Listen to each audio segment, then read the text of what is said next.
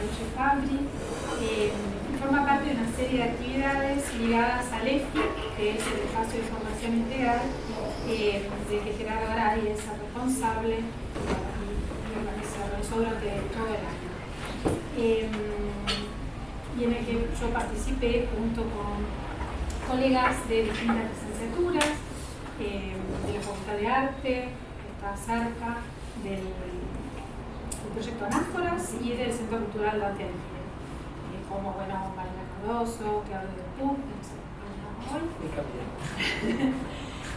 Magali Pastorino y muchos. Sí, y la biblioteca también. Estaba llegando. Bueno, y aprovecho para agradecerle a Gerardo por haberme invitado a participar y por esta algo inesperada invitación a presentar el evento y para no soy veces. Durante el EFI los estudiantes de diferentes licenciaturas, de educación, de historia, de letras, se propusieron conocer la figura de Luce Fabbri y como resultado de esa experiencia hicieron junto con hicieron la muestra de Libertad, recordando a Luce Fabbri, que está en el piso de abajo, pero muy linda, y bueno, si no la vieron, les invito a verla.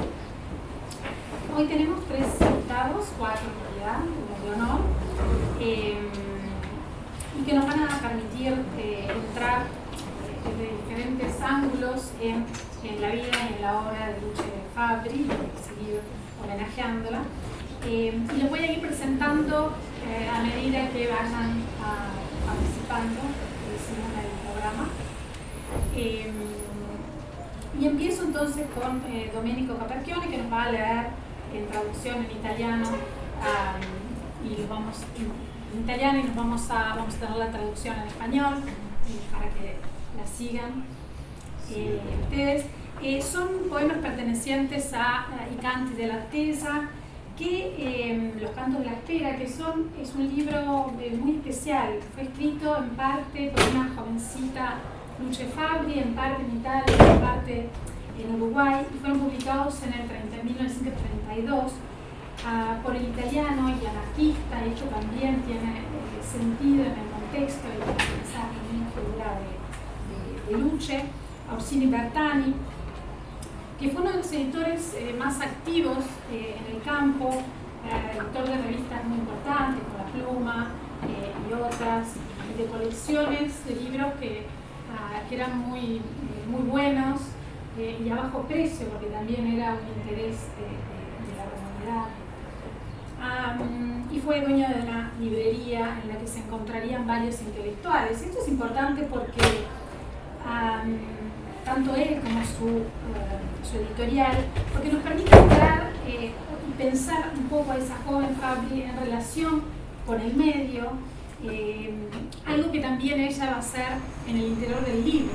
Ella le escribe varias poesías que cruzan Italia y ella, su experiencia con Montevideo, pero va a escribir 2 dedicadas a 2 poetisas uruguayas. Y bueno, creo que Juana y Luisa Luisi, y Caperchione va a leernos una para nosotros. Y bueno, la publicación del libro aparte interesa porque se difunde no solo en Montevideo, sino que también se la reseña en París, en una revista importante, y eso también nos da un poco la tónica de cómo el libro estaba entrando y cómo se estaba discutiendo también en el momento y en el momento estaba eso. Bueno, paso a presentarlo entonces. Caperchione es actor, director y docente, egresado del Instituto de Profesores Activas en la especialidad de italiano, es egresado de la Escuela de Artes Escénicas Mario Balú, del Teatro Galpón, y actuó en obras como Bar de Camareras, dirigida por Elena Suasti, Cartas que le llegaron, por Campodónico, Babilonia, por Nevi, Traición, por Antonio Fletcher. Como director de la compañía de teatro independiente, Los Cronopios Teatro, dirigió Niña con la cara de jirafa, de Carmen Casiel, Sopagón, de Belgrano, de Venir Feliberto, de Caperchione, de Agustín Urrutia, y Son las chicas, que es una reescritura de César Pavese. Y bueno, y ahora lo dejamos a él y yo voy a ir pasando las. Gracias. Bueno, buenas tardes a todos. Vamos a empezar con un poema titulado Atarasia, escrito nel 1931. Il mio letto è una placida altalena e la dondola piano, senza scosse, con le sue mani d'ombra alta la notte. Una pace che mai seppe di lotte, ma appesantisce il sangue in ogni vena. Oh, la vedo nell'oscuro viale, lontana. Nell'attimo di quiete sovrumana, viva la sento, quella che s'avvicina a passo lento, lento e sicuro, sul tappeto invisibile del tempo. E non l'amo e non l'odio, sono in pace, sono come l'aria quando il vento tace. Montevideo, 6 ottobre 1931. Esta se titula Noi giovani. No sé si se ve, sí, se ve. Perfetto. Mentre al di fuori infuria la battaglia, cadono vinti tanti ignoti eroi, ed urla il suo trionfo la canaglia, siamo in silenzio noi che sentiamo nel cuore la passione di quest'ora bestiale, noi che la forte febbre dell'azione violentamente assale, noi che il giovane sangue ci sentiamo ribollir nelle vene, chini sui libri, noi ci prepariamo a scendere nelle arene, nella quieta nostra cameretta apprestiamo le armi per domani. Oggi si cresce in fretta, sono i dì della lotta non lontani. Bologna 1925.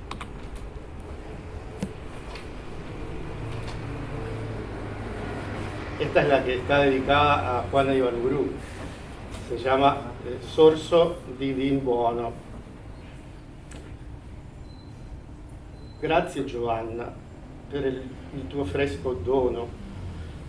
Dono non chiesto, dono non cercato, per quest'anfora gonfia di buon vino che sulle labbra inquiete mi ha inclinato.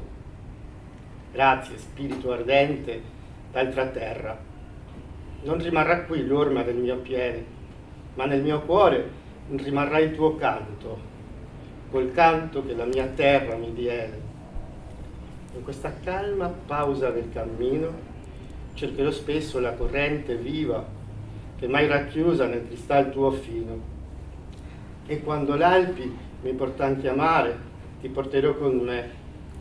Tu non saprai, e il tuo canto sarà ponte sul mare.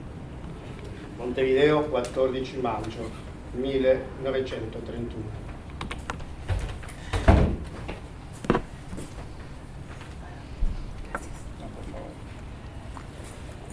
Esta se titula Il grido. Tutta l'Italia è un grido pesante che rimane al fondo, grido muto, cerca la sua voce, grido affioccato che riempie il mondo. Salda le tombe cui negarono il nome, cui tolsero il supremo onor del pianto, gli strapparono gioia ultima ai fiori. Sale di schiavi lento e triste canto, dalle glebe ove nasce amaro il pane. S'alza, somma infinita di dolori, dalle celle e dalle isole, e l'immane rantolo d'un gran popolo che muore. Italia, madre, il nostro umil soffrire, l'ardore del pensiero e dell'azione, lampada che s'accende al tuo dolore, ti sia un presagio di resurrezione. Montevideo, 3 aprile 1931. Y esta es la que está dedicada a Montevideo, chiamata Montevideo. Ti voglio bene, terra degli incontri, ceruli a terra della nostra attesa, il vento che ti muove gli orizzonti, la nostra rispettò lampada accesa. Chi dirà le tristezze dello sbarco nel tuo gran porto dalle braccia aperte e la quiete ansiosa nel profumo degli eucaliptus sulla sabbia inerte. Ci incontriamo nel tuo sole, pellegrini di libertà, dal multiplo linguaggio. Le man che sanno i rovi dell'esilio, nella stretta si scambiano il coraggio e si toccano gli sguardi adamantini. Viva ci trema ancora fra ciglio e ciglio l'ampia visione dei nostri di marini, quando la lenta nave dell'esilio tacita proseguiva il gran viaggio, cominciammo in sogno da bambini. È morto il sogno azzurro e il suo dolore. Tu, dolce patria della nostra attesa, in giovane terra nel doman protesa, regali la speranza al nostro cuore. Montevideo, 21 febbraio 1932. Grazie.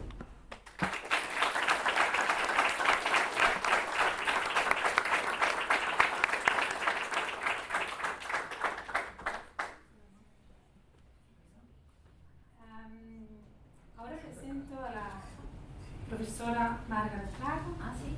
No, ya sé. No, la estructura. Sí, no, como quieres. Dice- Muchas gracias. Si quiere pasar, yo ya la voy presentando. Muchas gracias.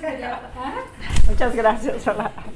Margaret Drago es historiadora vinculada especialmente al Departamento de Historia de la Universidad Estadual De Campinas. Sí. Institución donde ha desarrollado buena parte de su trayectoria académica e investigadora. Se formó en Historia y Filosofía en la Universidad de San Pablo. Realizó maestría y doctorado en Historia en UNICAM. Su trabajo sitúa la historia social en diálogo con los estudios de género, el anarquismo y enfoques Foucaultianos. Es autora de estudios y artículos que abordan feminismo, sexualidad, movimiento obrero, anarquismo, y ha combinado la escritura académica con la curaduría y la participación en proyectos colectivos orientados a recuperar memorias, biografías femeninas poco presentes en los relatos canónicos. De sus obras se destaca el libro Entre la historia y la libertad, Luce Fabbri y el anarquismo contemporáneo, publicado en ediciones en portugués y en español. A lo largo de su carrera asumió responsabilidades institucionales, entre ellas la dirección del archivo Edgar Laurenbrot, y ejerció como profesora visitante en universidades fuera de Brasil. Sí. Y bueno, y ahora Muchas con la gracias. palabra. Muchas gracias. Muchas gracias. Muchas gracias. Buenas tardes. Muchas gracias por la invitación.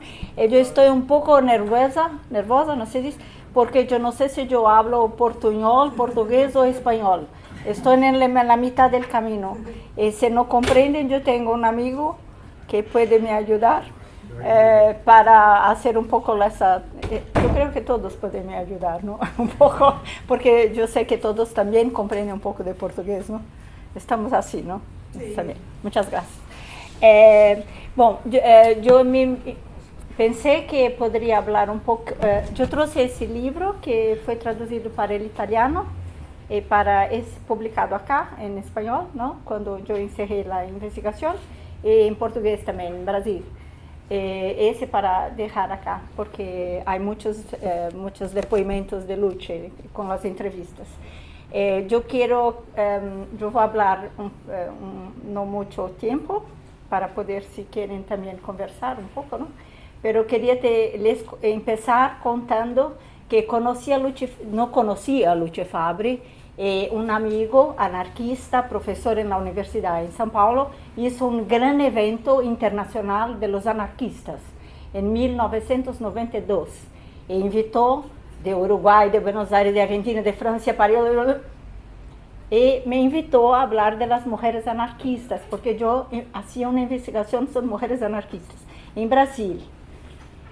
Y yo estaba un poco insatisfeita, pero yo fui. Y en mi frente estava uma senhora que mais de 80 anos, de Uruguai, que estava vindo do Uruguai, italiana, que se chamava Luce Fabbri. Eu não a conhecia e imediatamente eu pensei, devemos cambiar, não? Eu devia escutá-la, porque eu não sei a história, ela sabe. pero me escuchó. Entonces yo estaba muy impresionada con Luce Fabbri y le pregunté si podría ir a Montevideo y hacer una historia no exactamente una biografía, un trabajo de su memoria, que podría contar de su historia de vida. Y me dice, porque era una mujer. Además, yo le dije, estoy interesada porque es una mujer anarquista. Hay muchos libros de los hombres anarquistas. Y me dijo, no, yo no tengo importancia, pero no sé, si quieres ir. Está bien. Entonces, de 1995, 6, 7 hasta 2000, yo estuve acá en las vacaciones, ¿no? Cuando podía, haciendo esa investigación con mi hija, que tenía aquí 10, 11, 12, 15 años. No, ¿quién en Brasil tuvo la experiencia de conocer Luce Fabbri como una niña de 10 a 15 años, ¿no? Mira, fue una experiencia muy fuerte. Yo no quiero hablar mucho de esa experiencia porque yo soy muy emotiva. ¿Comprendieron, no? Está bien. Entonces yo creo que fue una amistad muy fuerte. Yo pensé que encontré mi abuela ideológica, no la biológica, ¿no? La ideológica, porque yo estaba muy impresionada por todo que yo descubría. También yo soy de familia italiana, de inmigración italiana, pero no conocía la literatura italiana. Lo conocí por Luce Fabbri y muchas cosas. Antes de decir algunos puntos que me pareció muy importante, yo quería contarles una experiencia simple que yo tuve con Luce Fabbri. Hubo un día que Luce nos invitó a almorzar. ¿Sí? ¿Me comprenden? Sí. Está bien. Nos invitó a almorzar, yo y mi hija, 10 años. Y mi hija dice, no, Luce, no, yo quiero ir a la pasiva. Yo dije, sí, a la pasiva. ¿Pero qué quieres? Pues está bien, va. Fuimos a la pasiva. Cuando volvemos, Luce dice, ¿y qué comiste en la pasiva? Yo comí boloñesa. Luce dice, boloñesa de Bologna. Yo viví en Bologna. Y contó la historia, 2 horas. ¿Comprendes? En otro momento yo llegué y dije, Luce, Marina, mi hija, ahora tiene 15 años. Volvió de la escuela y me dice, mamá, estamos estudiando a Charles Darwin. Y Luce me dice, entonces es el momento de presentarles Kropotkin.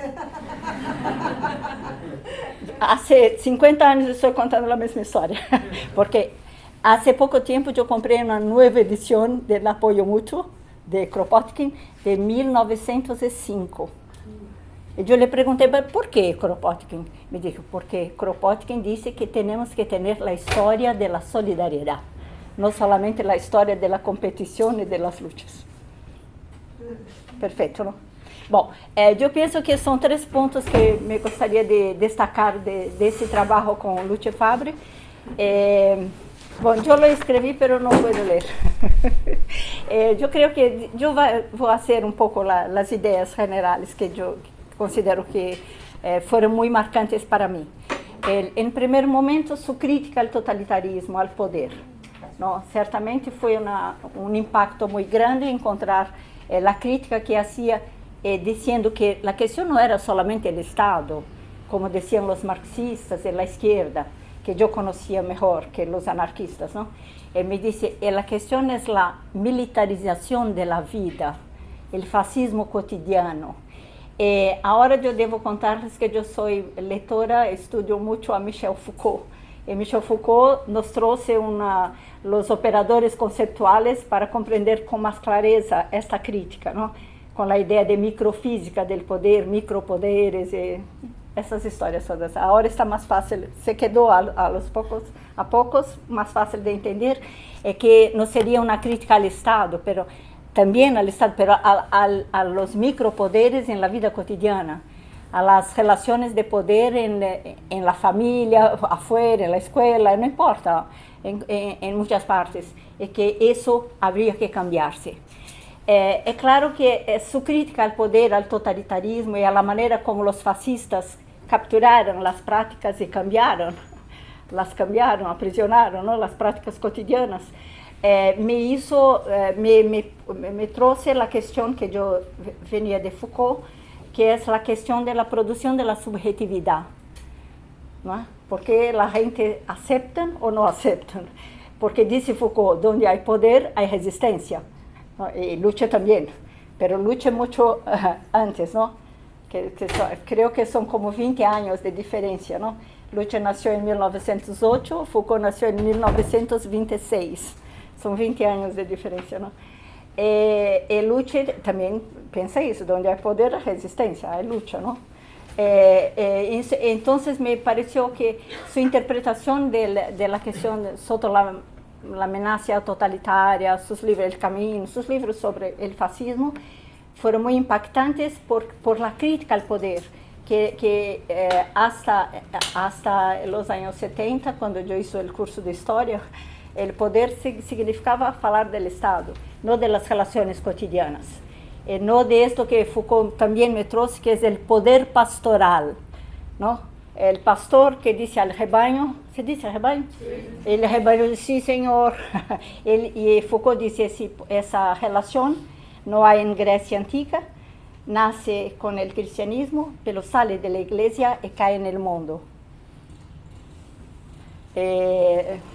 Estamos viviendo eso, ¿no? En Brasil es una cosa muy impresionante el poder de las religiones, ¿no? Evangélicos, assustador. Bom, el segundo, muy asustador, sí. El segundo punto es que Luce habla de esa cuestión del poder, de los microfascismos, de la producción de la subjetividad, pero habla también de las prácticas de la libertad, ¿no? Como anarquista piensa que es posible cambiar el mundo. Y ahora yo les traigo, no sé, capaz que lo conocen, sí, pero yo les traigo un concepto que no teníamos hasta unas décadas, que es la noción de heterotopías. Hablábamos siempre de utopías, de un día, quién sabe, posible, pero utopos sin lugar, ¿no? No sé cuándo, capaz que un día. Y Foucault dice, ¿por qué miramos para lá y no para acá? Y yo pienso que Luce también está diciendo eso, cuando dice, no el Estado, pero acá, podemos cambiarlas. Y Foucault dice, las heterotopías, ¿por qué no hablamos de diferentes topos, lugares, otros espacios? Podemos construir otros espacios, aquí y ahora, en todas las relaciones. Y yo creo que los anarquistas saben de eso. Y Luce, su hija, nació, ¿no? Yo conocí el anarquismo, tenía 20 y pocos años, pero no nací en una familia anarquista. Ella nació, ¿no? Eso me impresionó muchísimo, una persona que conoció a Malatesta cuando era niña. Y su papá, Luigi Fabre, una historia muy impresionante, ¿no? De las luchas obreras en Italia, ¿no? Entonces, esa idea de que es posible cambiar las situaciones, construir espacios heterotópicos, ¿no? Otros espacios, con prácticas de la libertad. Y yo creo que eso es muy fuerte en el pensamiento de Luce, y muchas de sus obras hablan de esta posibilidad de construir otros mundos, ¿no? De vivir de otra manera el tiempo, el espacio, y crear otras configuraciones en las relaciones. Eso es maravilloso, ¿no? Porque abre un campo muy fuerte para nosotros de posibilidades y de esperanza. Y el tercer punto que me pareció muy interesante de traer es la manera como piensa el lenguaje. Porque, obviamente, Luce es poeta, además es poeta, ¿no? Acredita que la palabra tiene un poder, una magia. La palabra poética, ¿no? Que estábamos leyendo un trecho que decía de la palabra poética, porque dice que la palabra crea el mundo, crea otros espacios. No sé, para los que son más jóvenes, yo creo que eso no es, no sé cómo lo que conocen, pero yo soy de una generación que consideraba que el lenguaje era el resultado, era la superestructura, ¿no? Había la infraestructura, las relaciones sociales, económicas, el viento. Luce está hablando de otra cosa. Y yo creo que Michel Foucault es muy útil también para mí, para entender eso, porque va a decir, el discurso es materialidad, ¿no? Si tú defines una relación de una manera, tú la colocas en un espacio que no es, capaz que no sea el mismo espacio que lo pensaban los griegos, no sé quién, en otras épocas, ¿no? Las palabras también son históricas. Y yo creo que Luce trae esa cuestión del lenguaje. Bom, yo separé unos pequeños trechos de Luce que no sé si es mejor yo leer o Daniela. Yo estoy con miedo de mi portuñol, porque no, antes yo venía acá muchas veces, estaba acá, pero ahora yo llegué acá ayer, entonces no tuve tiempo de practicar. Cuando yo encuentro los amigos de Uruguay o Argentina, ellos están practicando el portugués, ¿comprendes? Entonces quería hablar conmigo en portugués. Entonces yo pensé que podría traer un poquinho algunas obras, algunos momentos en que Luce va a decir, por ejemplo, un momento, por favor.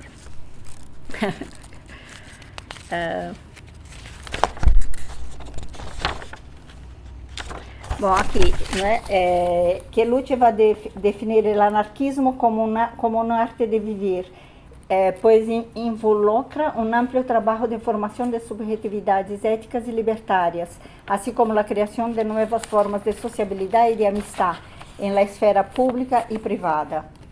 Eu queria ver se encontrava um momento em que ele... aqui, sim, esse é muito importante. Dice Luce, de hecho, más allá de existir una organización política anarquista, hay también una moral, una crítica, una pedagogía anárquica. Y dice, el anarquismo en la estrada, libro de 1952, El Camino, ¿no? La estrada. El anarquismo es más un camino que un fin. La finalidad es siempre inalcanzable, cualquier finalidad. La concebimos como entera, perfeita, y como tal no se alcanza. Lo que interesa es el presente que estamos viviendo, que es lo que existe. El anarquismo es una forma de sentir el presente en vista de algo, en vista de una finalidad, es decir, sentirlo libertariamente en vista de una libertad, ya que el perfecto no existe. Se puede caminar hacia él, que interesa a la sociedad en su conjunto. Por lo tanto, implica organización, orden, razón, y estoy cada vez más convencida que la violencia, aunque pueda ser una necesidad práctica ineludible en algunos momentos, siempre produce una tragedia, algo negativo, algo contrario. Entonces, yo pienso que esa idea de que de crear, de abrir otros espacios, de que los medios son importantes, ¿no? En general, no sé acá, pero en Brasil se dice que los medios no importan, importa el fin. Y él dice, no, el opuesto. Con los medios se construye el fin, ¿no? Entonces, take care, cuidado.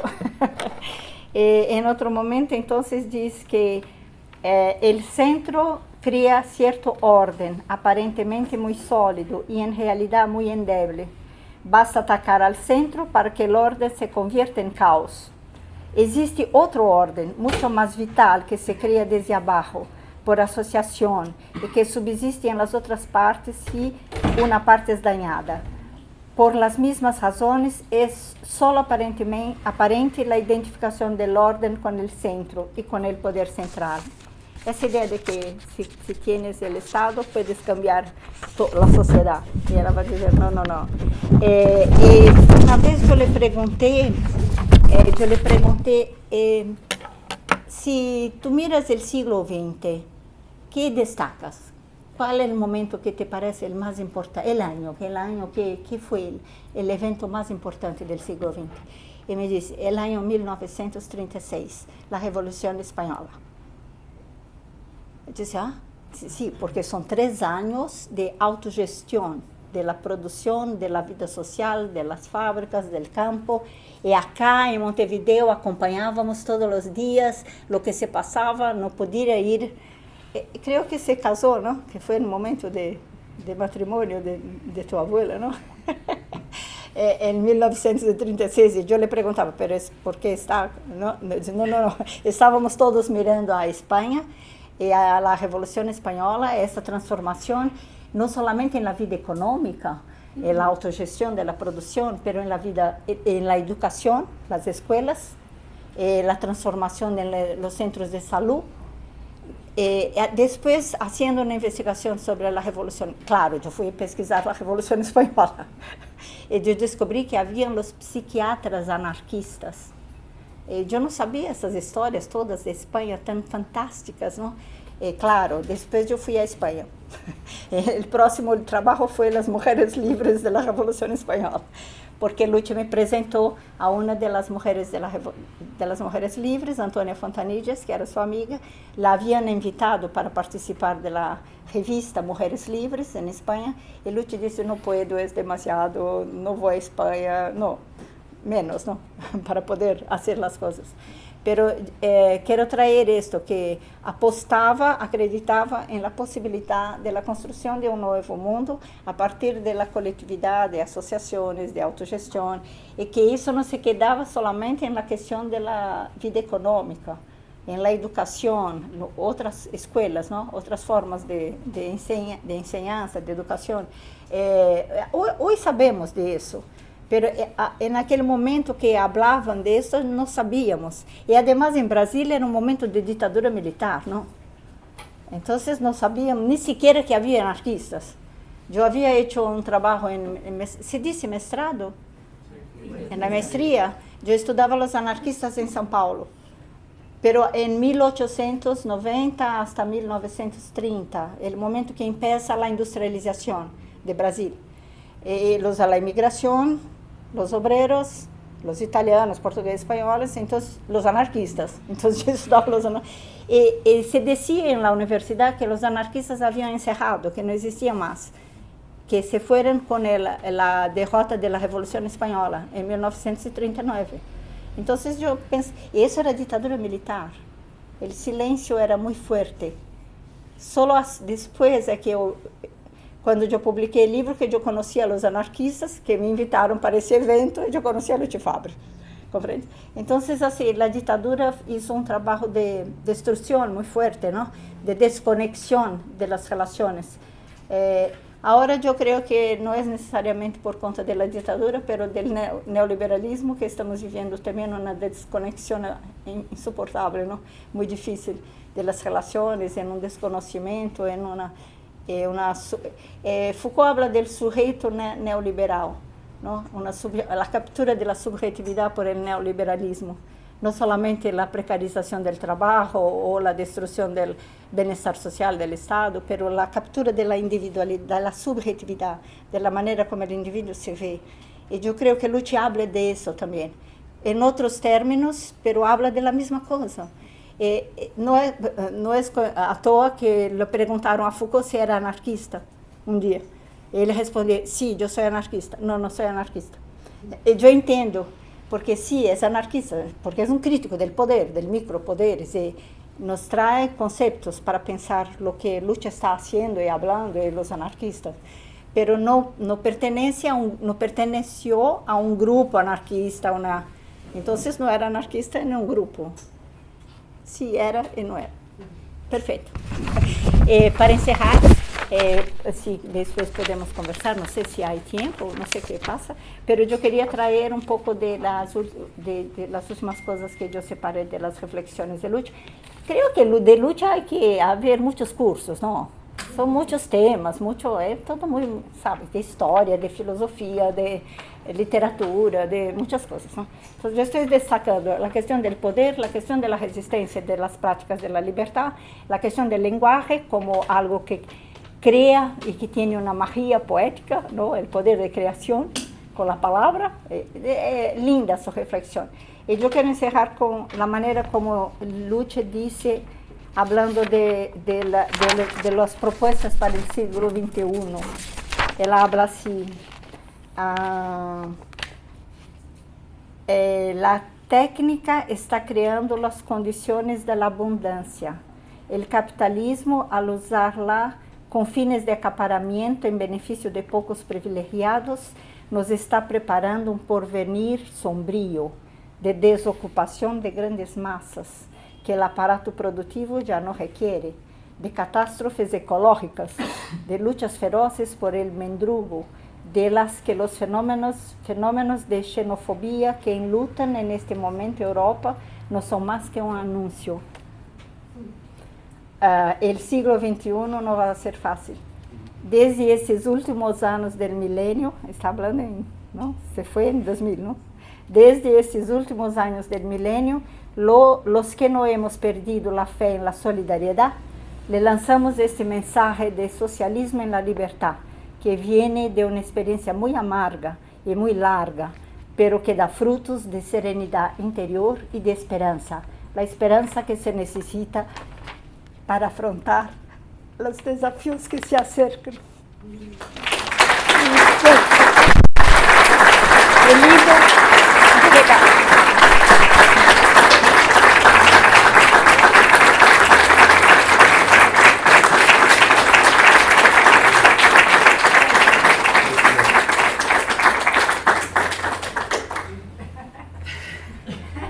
mi papá era un músico, ¿comprende? Sí. En casa solo oía música. Yo soy emotiva, pero río mucho. Algo así. Muchas gracias, sí. Yo diría seguir y después abrir, ¿no? Abrir a preguntas, a comentarios. Y bueno, y le presento a nuestra última invitada, Andrea Silvana Crisati. Y ella nació en Neuquén, en la Patagonia, y se formó como profesora de enseñanza primaria en la Universidad de Camagüey. En 2016 se desempeña como docente en el Instituto Superior de Formación Docente, donde ha participado en proyectos de investigación y de extensión tanto a nivel local como en espacios internacionales. En 2018 obtuvo la licenciatura en Artes Visuales por la Universidad Nacional de Río Negro y desde entonces ha tomado parte en exposiciones individuales y colectivas, y hoy nos va a hablar de un proyecto que tenemos que poner acá. Buenas tardes.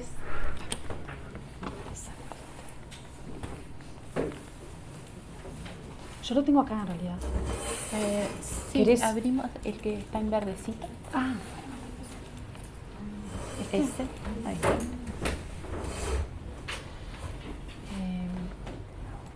¿Se ve bien? ¿así está bien? No sé cómo se ve, o si quieren que apaguemos la luz. Podemos apagar un... ¿Puede? Un A ver, poquito. fíjate A ver si podés- puedo leer si ves algo. claro. A ver. No. Sí. Ahí ¿Se ve ves. mejor? A ver, ¿quieres? Sí. ¿Sí? No, así no. Sí. Ahí está. ¿Y tú estás bien? Sí, sí. Porque la verdad que me anoté, pero no sé si voy a leer tanto, porque después de lo que dijo Margaret, me vinieron a mi cabeza muchas vinculaciones que podemos hacer, así que no sé si es tanto lo que anoté acá. Tal vez tendríamos que haber trabajado juntas. Bueno, mi idea, muchas gracias por la invitación primero. Mi idea es poder contarles acá de qué se trata mi proyecto. Vengo a hablar de Luche, pero no como habla el resto de las personas. Vengo a hablar de Luche como mi abuela. Y en ese sentido es en el que estoy armando el proyecto en el que comencé a trabajar. Ese proyecto trata de vincular muchas de las cosas que Margaret dijo y que la mayoría de ustedes pueden encontrar y leer o ya conocer acerca de lo que ella pensaba y que era del ámbito más público. Yo lo que traté de hacer es en ese libro, y estoy tratando porque todavía está en construcción, vincular eso con cómo era ella como abuela, cómo era en la intimidad familiar. Y hay muchas de las cosas que mencionó Margaret que me hacen acordar a cosas que nombro en el libro, como por ejemplo un libro de cuentos que yo tengo corregido por mi abuela, que se trataba de una familia en la que el papá se había separado y se reunió con una señora para que lo ayude a criar a sus dos hijos. A esa señora en el cuento la llaman madrastra y los hermanos hermanastros, hijastros, y todos esos términos mi abuela los tachó y los cambió por otras palabras. Y eso es una cosa que para mí, cuando yo tenía 4 o 5 años y me leían el cuento, obviamente no me daba cuenta, pero hoy, después de haber convivido con ella y de haber pasado algunos años más, pocos, entiendo muy de otra manera todo ese trabajo minucioso de las microdecisiones que se pueden tomar incluso a nivel familiar para acompañar el crecimiento de una nieta que, como en mi caso, yo vivía en Neuquén y ella vivía en Montevideo, entonces nos veíamos muy poco, pero muy poco, sobre todo al principio, porque las dictaduras militares en ambos países hacían más difícil el encuentro y además porque en ese momento no había toda la comodidad de vinculaciones que tenemos ahora con las cuestiones de las redes y los medios de comunicación más cercanos. Así que gracias, Margaret, porque bueno, eso es parte fundamental de lo que yo presento en el libro. Ahora les voy a contar de qué se trata. En ese libro yo trato de buscar una forma de enlazar, de vincular cartas, ese libro, un texto que ella armó que se llama El libro de Andrea, que está ahí bastante central, en el que ella trabajó con recortes que eligió para poner ahí y armar ella mi libro con poesías y cuentos elegidos por ella. Hoy los leo y todos los términos que aparecen ahí son muy apropiados y adecuados a su idea de pensamiento, a los mensajes que dejan. Entonces, bueno, la idea del libro y de lo que quiero hacer es reunir todas esas formas en las que ella fue abuela y familia, madre,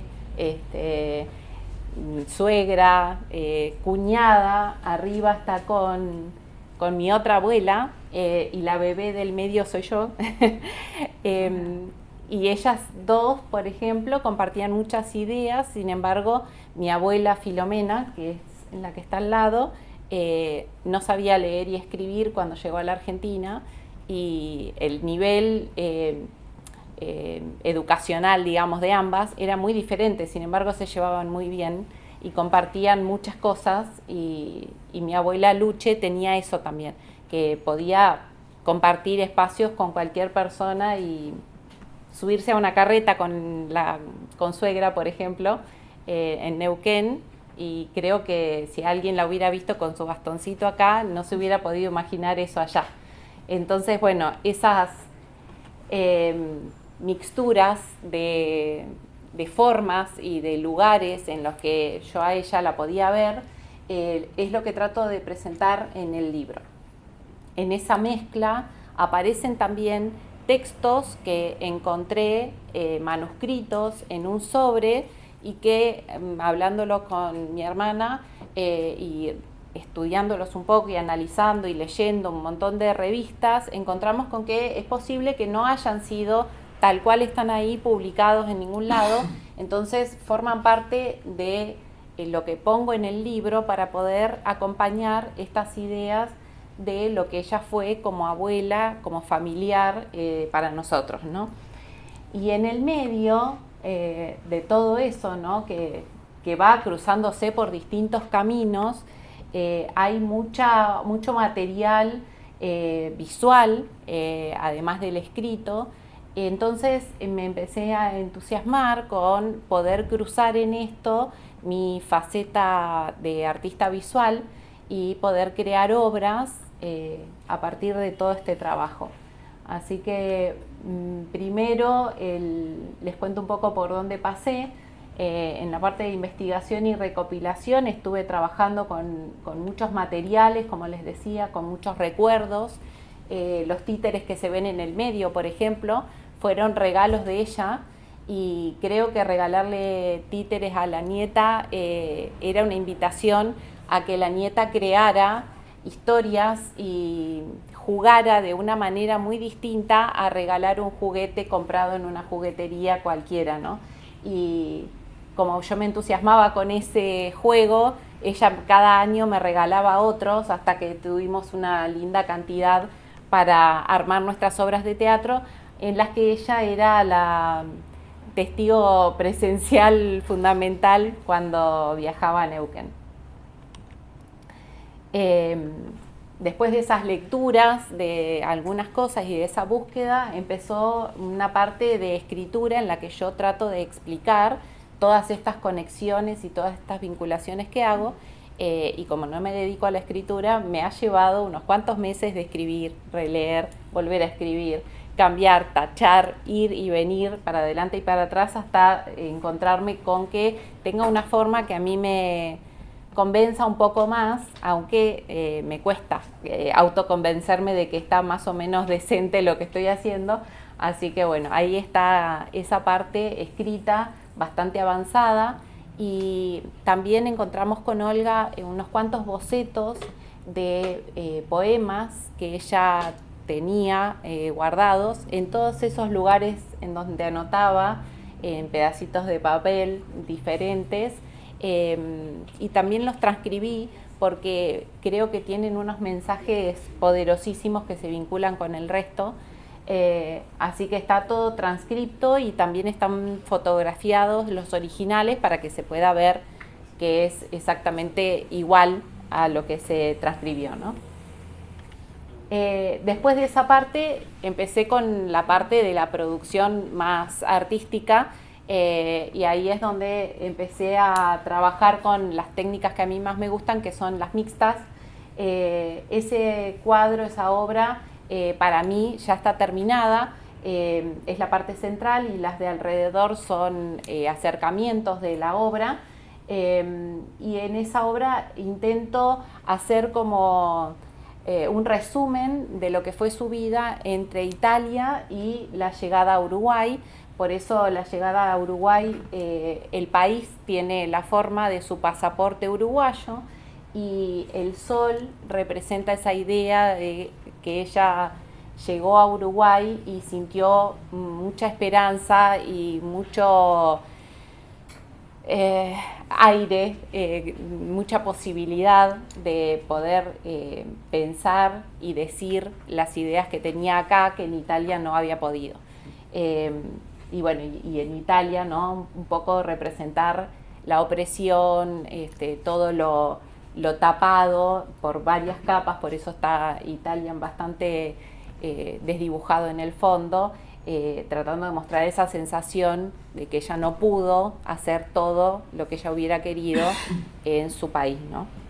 El dolor del exilio creo que fue algo fuerte también para ella, porque no es lo mismo irte de un país porque vos tenés ganas a irte porque no te dejan hablar o no te van a dejar seguir viviendo si seguís pensando como seguís pensando, ¿no?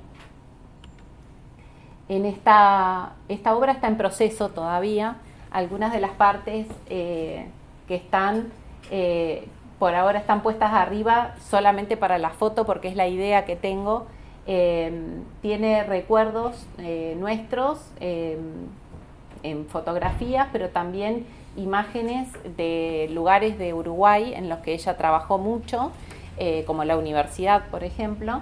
Y lo que intento acá es mostrar esa situación que yo creo que ella vivió, de sentirse dividida entre dos partes cuando ella quedó acá en Uruguay y había fallecido su esposo, su mamá, y mi mamá se había mudado con mi hermana a Neuquén y nací yo en Neuquén, y ella quedó finalmente sola en su casa acá. Creo que debe haber sido algo poderosísimamente fuerte para ella. Hoy, a mi edad, no entiendo cómo superó todo eso, pero bueno, nos vinculamos de otras maneras. Entonces pongo algunas de las formas de vinculación que tuvimos, y la idea es una línea diagonal que representa Uruguay hacia arriba a la derecha y Neuquén hacia la izquierda en diagonal abajo. Y bueno, todavía está esta en proceso para ser finalizada. Estas otras representan como facetas en unos subtítulos en los que yo dividí la presentación, y se tratan de temas que están vinculados con lo que ella hablaba acerca de la libertad, por ejemplo, o de cosas que yo siento que fueron como semillas que ella sembró y que me parece que podría ser una forma de representar esto de las microacciones que podemos hacer o las palabras que podemos usar para enseñarle o para mostrarle el camino a alguien de por donde a mí me parece que sería bueno ir. Y bueno, y la idea de puente para mí es la que representa de la mejor manera esto que yo quise ir haciendo entre tanto los distintos momentos como pasado, presente y futuro, como entre las personas que se relacionan de alguna manera, ¿no? Así que mi idea es que esto se pueda ver y se pueda entender de la mejor manera en el libro, si es que se puede llegar a tomar forma de libro finalmente. Yo lo estoy tratando de hacer, pero es difícil. Y bueno, una frase que me parece que va muy bien con este momento es esta: no es algo que vamos a heredar, tenemos que conquistarlo todos los días, y me parece que cada día nosotros podemos hacer algo, y acá otra vez con las microdecisiones vamos haciendo un montón de cosas de acuerdo a cómo queremos vivir y a cómo nos parece que sería la mejor manera también de dejarle un lugar o una educación o una formación a las generaciones que vienen detrás nuestro, ¿no? Así que bueno, muchas gracias.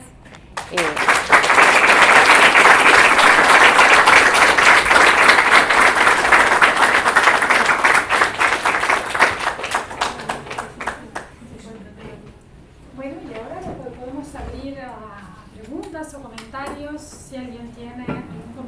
¿Quieren venir para acá? Sí, claro.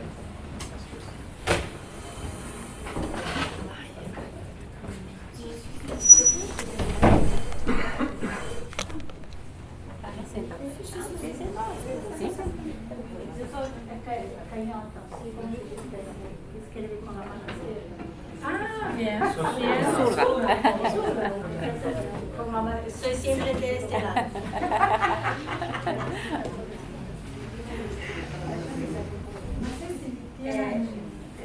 Creo que es mejor para Nos para. que más para frente por todo, ¿no? Sí, creo que está. Quedo parado. Así para. Ah, bueno.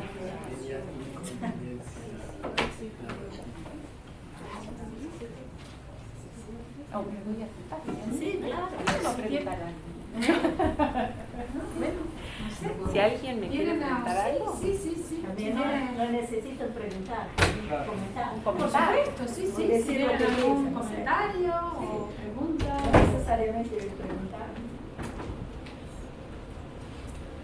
Sí. Adelante. Bueno, un gustazo de escucharlas. Venimos de Bellas Artes y nos encontramos con la linda tarea de poner a trabajar todas las ideas de Luce Fabbri en los cursos que han tenido los estudiantes, que fue una mirada muy integral a la vida de una persona. En Bellas Artes siempre se habla de que Luce Fabbri era invitada en los seminarios para hablar sobre anarquía, ¿no? Entonces era el momento de Luce Fabbri y bueno, desde ahí nos conectamos con esa imagen. Y leyendo y los estudiantes que han estado trabajando, que me encantaría que este es nuestro momento, compañero, para poder saber a ver cómo hemos puesto a jugar en ese encuentro de la imaginación, de la poesía, de las ideas, de la pedagogía. Y apareció muy fuerte el tema de los viajes, por eso las maletas, y también incluso de la parra, de un parral, de uvas, ¿no? Apareció la uva.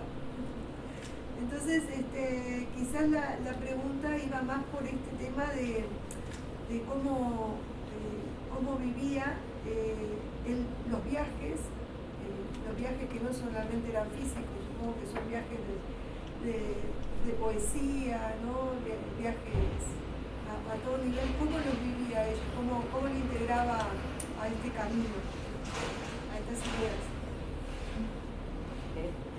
¿Yo?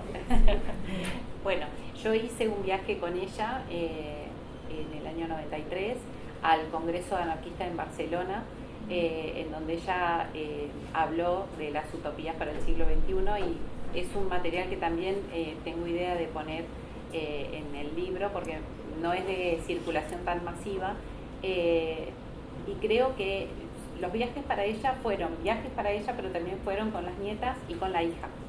Y como yo los entiendo, para ella fueron una forma de volver a Italia, pero de otra manera. Hablando de los viajes a Italia, ¿no? Fue con Olga, fue con mi mamá, fue conmigo también, después del Congreso de Barcelona. Y para mí, y esto es personal, por el momento que viví ahí, fue de mucho aprendizaje, pero de mucho compartir con ella como abuela, y de ver Italia de otra manera. Entonces fuimos a casa de amigos, yo tenía 20 y entendía hasta donde podía, no había estudiado italiano, así que aprendí italiano en el avión entre España e Italia, curso aceleradísimo, y después nada, a ir. Y el viaje con ella, si yo lo tuviera que pensar hoy, para ir yo con una nieta mía, ella fue tan libre conmigo. Me invitaban a ir a pasear, yo no sabía ni con quién iba, y la miraba a ella para ver si estaba autorizada, si estaba todo bien. Anda, sin ningún problema. ¿Querés hacer tal cosa? Anda. No era miedosa ni temerosa en esas cosas, y muy abierta, y además tenía 80 y tantos, y caminamos, paseamos, recorrimos. No tengo tantas fotos porque en esa época no teníamos la selfie. Entonces, si yo sacaba fotos, nosotras no salíamos, o sea, sacaba fotos a otros lugares, pero ahí estábamos con ella y explicaba y contaba mucho todo lo que ella sabía y conocía, pero también lo vivíamos como nieta y abuela. Yo quería decir de ese punto en otra perspectiva, ¿no? Porque no viajé con... Yo viajaba, ¿no? Pero Lucha viajaba conmigo, ¿no? Porque yo creo que hoy, yo creo que Lucha está en una tradición como los anarquistas, ¿no? Malatesta, Kropotkin, ¿no? Su papá, ¿no? Se formó, que hoy se llama la filosofía de las multiplicidades, ¿no? Una manera de pensar que hace la crítica de la lógica de la identidad. Y nosotros somos formados en la lógica de la identidad. Por eso amamos las cajas, ¿no? Ponemos todo en cajas. Y ahora vivimos en apartamentos que son cajas y la gente no se conoce, no se comunica. Y eso es político, porque es importante que el individuo sea aislado para no haber resistencia política, ¿no? Los griegos le llamaban a eso del stulto. El stulto era una persona que no sabía qué hacer e iba con el viento. No tenía una definición. Y yo creo que nuestro mundo promueve formas de isolacionismo, ¿no? Con mucha gente juntas, pero todos están así. Y no se habla, no hay conexión, no hay puentes. No hay puentes. Yo defiendo la arquitectura inmaterial, la construcción de puentes. Yo soy una arquitecta inmaterial. Yo creo que Lucha puedo llamarla de arquitecta inmaterial, construyendo puentes, porque hacía puentes entre la idea de razón y arte, ¿no? Era filosofía y arte. Escribía política y hacía poesía, pero hablaba de la misma cosa, en diferentes lenguajes. Yo creo que esto es una práctica de lo que hoy llamamos de la filosofía de la multiplicidad. Deleuze, Guattari, Michel Foucault, Barthes, Nietzsche, ¿no? Una tradición que fue apagada por una otra tradición que se impuso como siendo la verdad universal, el sujeto universal y la verdad. Creo que Lucha está en la contramano de ese tiempo, ¿no? De esa noción, de esas nociones, trayendo una conexión y un cambio, sacar de las cajas, ¿no? Misturar las cosas, hacer conexiones en la manera de pensar, de vivir y de se relacionar, como tú dijiste.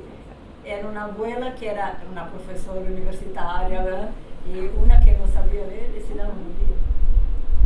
La capacidad de conexión. Y también conmigo, que yo llegué en 1995 con una hija de Brasil, de São Paulo, clase media de ojos azules, ¿no? No soy del medio obrero. Y me recibió muy bien, con mucho cariño, con mucho...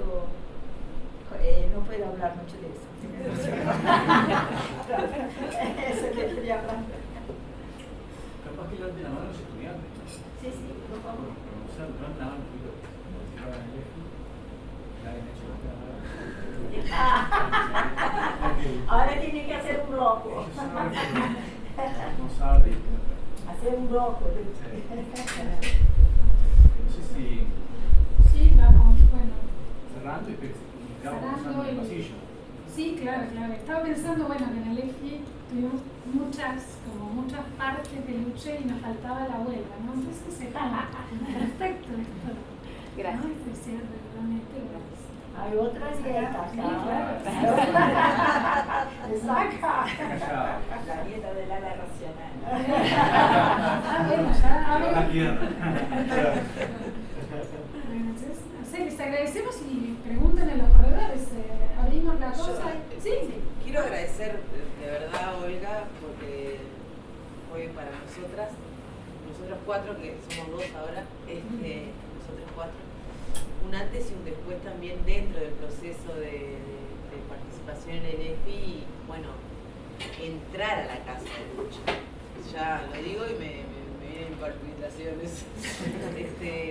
Y bueno, sentarnos ahí, recrear con la voz de su nieta, de Olga. Fuimos por una hora, creo que tuvimos 3. Y no solo sentarnos en ese lugar, ella nos recreaba además que donde estábamos sentadas había sido la habitación de ella en sus últimos tiempos. Entonces nos contaba para dónde miraba su abuela, cuáles eran las paredes que la miraban a ella cuando no podía moverse mucho. Entonces esas paredes están un poco ahí porque los retratos que están en un portarretratos sobre el escritorio también lo que veía ella en esa habitación, su horizonte, y también las uvas y las parras también era algo que tejía su cielo en esa ventana, ¿no? Y bueno, también descubrimos a esa abuela en ese diálogo con Olga. Estamos profundamente agradecidas nosotros de haberla conocido y que ella haya dispuesto parte de su historia personal, íntima, con su abuela, con nosotros, y bueno, quienes no hayan escaneado el código, el QR que está sobre el escritorio, lo que hicimos con Olga fue pedirle que pusiera voz a algunas de las poesías que fueron editadas luego de la muerte de Luche. Así que parte también de esa voz de la abuela aparece ahí a través de Olga y ahí gracias a Andrea también por estar acá y bueno, nada, mucha emoción, gracias. Bueno, primero estoy súper contenta de estar acá. Las quiero a todas, ¿no? Pero Margaret, la vengo leyendo, leí su trabajo de Luche y es muy mágico en esa cosa de lo que recupera y hasta dónde permite que uno se pueda acercar. Que no la conocimos, es un privilegio, ¿no? Así que, primero que hablas precioso castellano, se te entendió perfecto.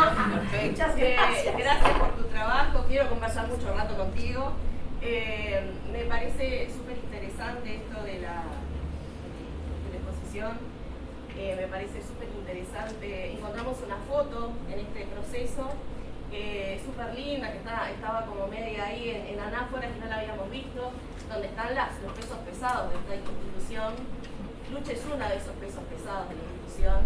Creo que hay que colocarla en el lugar que se merece, con derecho propio. Y han habido algunos gestos, como esta muestra. Otra es el tema de la biblioteca, que pueda salir de las cajas y estar disponible, pero tenemos el el cual estamos trabajando con el proyecto de Anáforas en la digitalización, y bueno, necesitamos acá una disposición política como para poder efectivizar esto de colectivizado, esa riqueza que está en ese archivo, porque es maravilloso. Nosotros contamos siempre cuando empezamos a digitalizar ese archivo, el contacto solamente con esa leída superficial que vos hacés, como para poder ir ordenando, qué sé yo, volás. Entonces creo que hay un valor en esas cajas que todavía no ha salido a la luz, y que creo que se merece salir a la luz, y celebro estos gestos, ¿no? Pero bueno, creo que es un pendiente que tiene la institución. Sigo en la línea de ella porque ella fue la que me introdujo en el archivo de las clases de Luche, cual yo no conocía, me empecé a adentrar en su historia. Y bueno, uno cuando lee las clases, a mí lo que es escrito me conmociona lo que es el documento, yo soy de licenciatura de historia, pero me conmociona el documento, me conmociona la fuente. Entonces, al estar con esa escritura de sus clases y aprender lo que es el compromiso, lo que se enseña a ella, lo comprometido, compromiso, sus clases, porque uno tiene que hacer una lectura del barrido para poder hacer la intervención digital. A veces que no se puede hacer la lectura del barrido y uno se queda un rato más leyendo ese tema, ese título, como cuentan sus alumnos, aparte que yo le contaba a él. Ella escribe donde queda espacio libre, yo soy de esas personas que no puedo ver la hoja en blanco, escribo dibujitos, y es maravilloso cuando uno se encuentra, porque a mí me emociona saber que hubo una persona que con su lapicera o con su lápiz escribió, así que también está esa persona ahí, yo poder leerlo. Bueno, a mí me generó el compromiso que ella propone para sus clases, como ha propuesto para toda su vida y para todos sus temas, es un compromiso. Uno se siente comprometido cuando está con ese archivo, porque las clases ella las escribe de esa forma, y aparte cómo busca para poder enriquecer esas clases que está del otro lado de la hoja, que buscó aquí, que buscó acá, que se supone que se lo transmitiría a los alumnos, ¿no? Entonces digo, para mí también fue comprometedor, y estoy comprometida con ese archivo, ¿no? Y ese que pueda estar, soy estudiante de la licenciatura. Así que bueno, verlas a ustedes que estuvieron, todos ustedes que fueron parte de ella, de lo que se comprometen con ella, porque yo creo que una persona que comprometía al otro, ¿no? Me parece que muy emocionante. Muy emocionante. ¿Puedo pasar el aviso? Este lunes 6 de octubre, en el marco de la Feria del Libro, vamos a presentar una reedición de un libro de Luche Fabbri, La Divina Comedia, donde Luche hace una selección del trabajo, lo han traducido en verso, que no es una tarea sencilla, y además creo que lo importante es que agrega sus comentarios desde el punto de vista pedagógico. Eso se hace en el marco de una cooperación entre el Centro Cultural de Alighieri y la Universidad Pública, particularmente la Facultad de Variedades y Ciencias de la Computación. Hemos conseguido, cosa que siempre es difícil, financiamiento, y se va a presentar también en Roma, que fue parte del lugar donde pusieron el dinero necesario y suficiente para llevar esto adelante. Muchos de los que están acá formaron parte de ese equipo multidisciplinar, no llevo más de un año el proyecto, pero llegará. Así que quería dar comentarios como aviso. Y que un libro que estaba agotado, existe en Anáforas de una versión digital, va a tener una versión nuevamente en papel digital.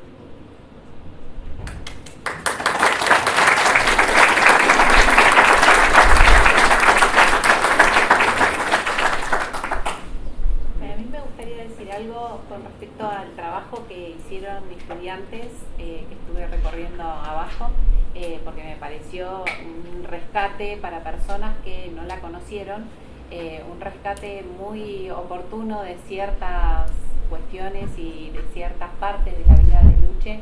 En el videíto también me emocionó mucho volverla a escuchar. Yo no había vuelto a ver cosas grabadas de ella, así que les quería agradecer mucho ese trabajo. Me parece que si bien a ella no le gustaban estas cosas, yo lo valoro, sí, porque no le gustaban estas cosas, yo lo valoro desde el punto de vista de lo rico de su pensamiento y de lo que ella quería dejar.